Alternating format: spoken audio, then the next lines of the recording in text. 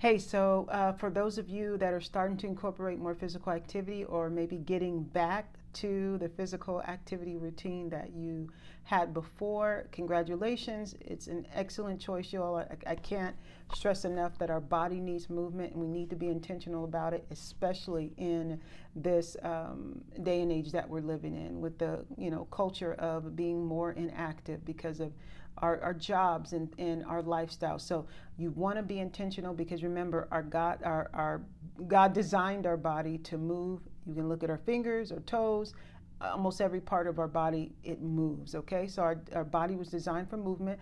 The movement is not just for fat loss, which those of you that need to lose body fat, you are going to use some of the stored energy, but it also affects your body's ability to be able to heal and recover.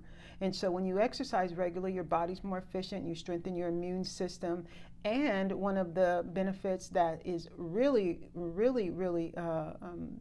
exciting, and I think that many of you should be motivated by this, is the benefits that we get from helping to have a positive impact on our memory. So exercise is one of the most significant, has one of the most significant impacts on keeping or improving our memory and preventing memory loss. So for those of you that are have been living a little bit longer and it's something that you're concerned about, which you should not worry about it, but to take steps to be able to keep what it is that God said that you can have, which is the memory that He gave you. So this is definitely going to be extremely beneficial when you're exercising. So definitely do that. Just go with something that is comfortable for you right now, meaning something that I just want to say something that is safe for you. You always want to you want to exercise in the capacity that your body is capable of exercising. So just do something that you're comfortable, that you know you can do, that you're sure about, that you're confident in the execution of, and then from there get the education to progress those things so that you're getting your body stronger, you're improving your function, okay?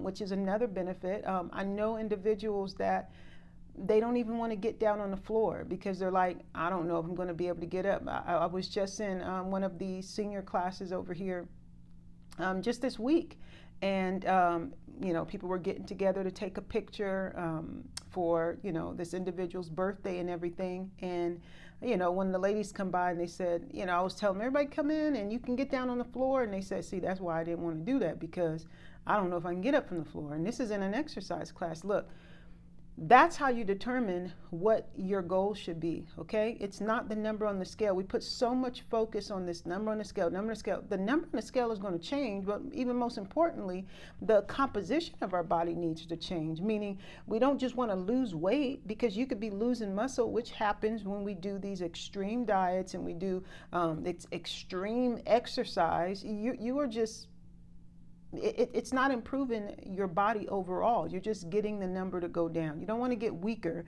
and get the number to go down. You want to feel stronger, okay? Strength is what God says that we can have. And so when you determine the exercise you're going to do, think about it. Okay, what strength do I need throughout the day? Can I get down on the ground and get back up and feel confident in doing that?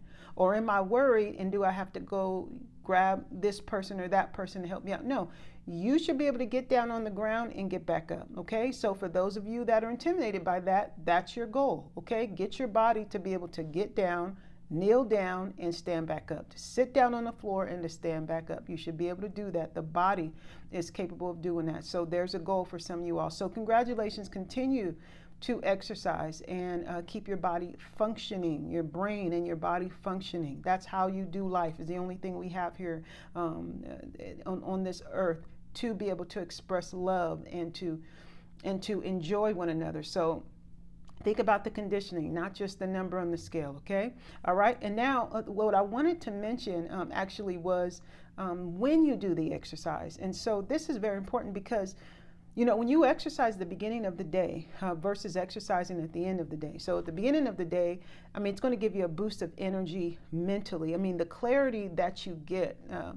I mean, how many times have I heard of individuals, they go to take a walk and that's where they get their ideas. That's where they, really hear from God. I mean, these physical components of our body and God's spirit, they were designed to go together.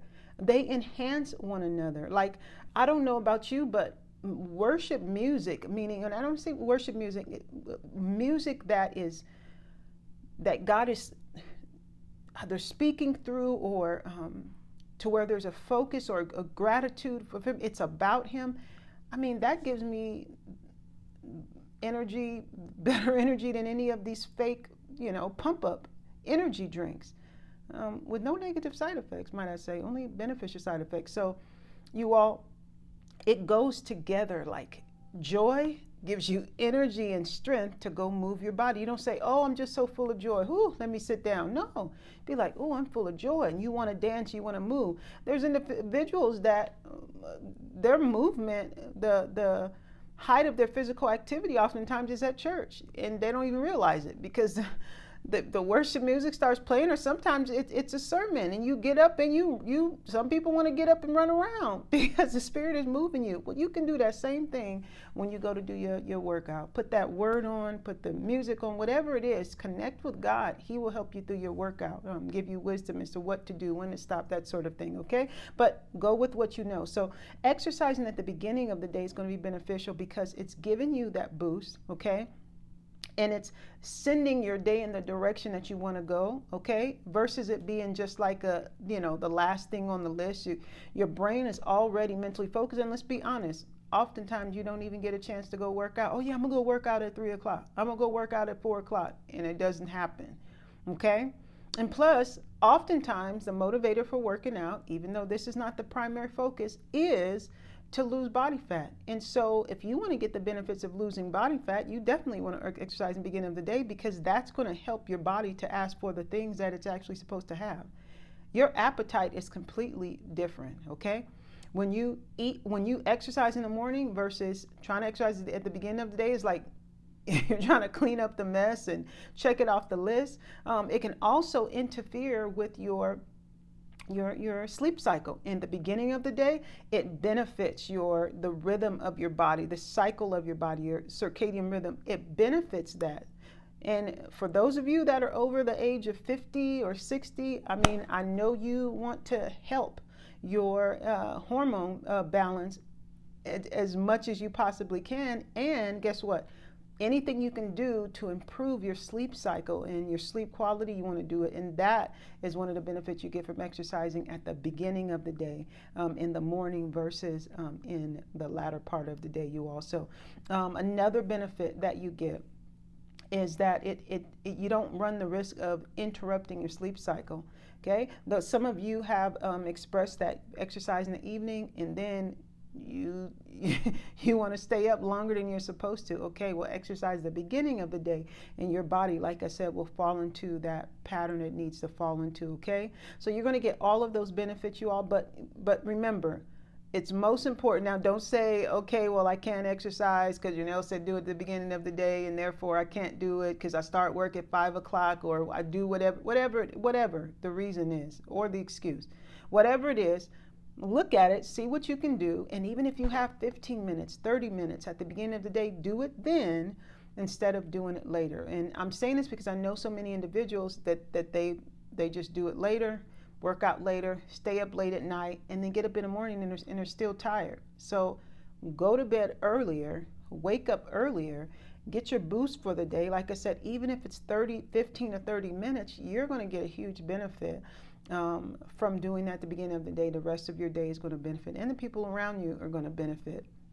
There was one time I had a client that wanted to come in at a time that was earlier than usual. I think it's like 5 or something like that. It was just a one-off, so that they could keep their schedule of being consistent with exercising, but they needed an earlier time, and that's the time I usually work out. And so I agreed to it, just for that one time. And after the session, they looked at me after they walked away, and they said, "I like you better, like you better after you work out." And let's say never did that time again. So you all, it just works best with the body. You'll be a better version or the real version of yourself from doing that. Okay. All right, you all. So I hope that was helpful, you guys. Now get out there, keep exercising, and do it in the morning time, but do it.